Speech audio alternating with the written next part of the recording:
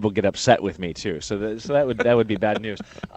We don't know what's in the bill yet. In fact, very few people do. Like its predecessor, this was formulated and negotiated behind closed doors. In fact, it's behind closed doors today, where senators will actually debate and discuss this bill in a bit more detail.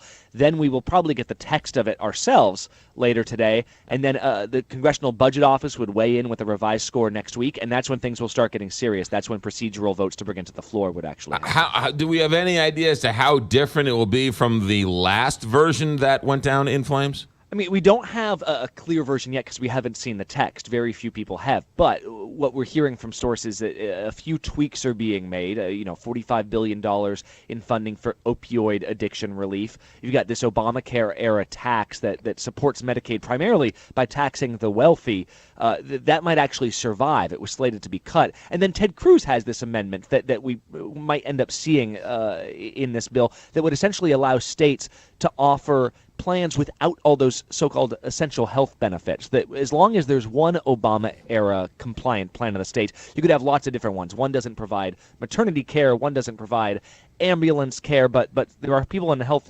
policy market that say they know how this plays out. All the sick people decide that they want to be on the Obama care plan, and all the young healthy people decide they don't. And you talk about death spirals, that is a death spiral. Yeah, no question about it.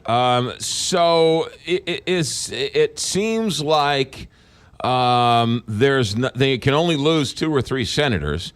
It seems like it's not going to move the bill one way or the other. Democrats clearly aren't playing this game. So it looks like, in a sense, this might be dead on arrival again. Well, I mean, possibly, because of all those little tweaks I mentioned. The one that remains is that there are going to be large sweeping cuts to Medicaid, that is a fundamental part of this bill, that's not changing. And moderates continue to say that's their driving concern here. You've got, you can count 6 or 7 off the top of your head that say they would vote no to that, at least as it is. So unless there's a big compromise, unless there's a lot of parliamentary, wrangling here from Mitch McConnell in the next couple weeks, it looks rather doubtful. But, we counted out the House bill. It came back to pass, so we'll see. Has Mitch McConnell said that they're not leaving Washington on this August recess until something's done?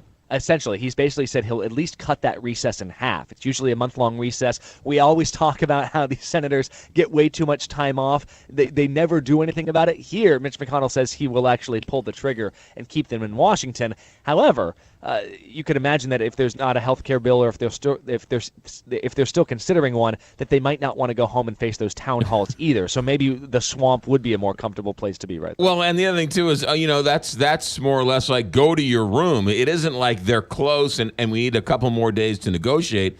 If they're nowhere near being close, what's the point of keeping them in Washington, D.C.? And honestly, McGraw, it could just be sort of a negotiating tactic too. Get this done in the next couple of weeks like we had planned.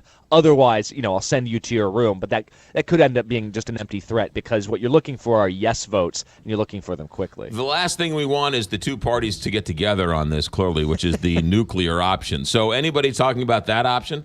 I mean, you're basically hearing Democrats say, sure, as soon as you agree that you're going to keep the Affordable Care Act largely in place, and that you're going to make these tweaks to fix it as opposed to take it apart or dismantle it, then of course we're willing to work with you. And you've actually seen people like Lindsey Graham say that, I've got a plan where we could potentially work together on this. But even Democrats there have been skeptical. So in some cases, it's Republicans saying that they've got their version of things, but also Democrats saying, no way, no how. We're not going anywhere near this path that Republicans are outlining. Brad Melke, ABC News correspondent. Thanks, Brad. Thank you. 624.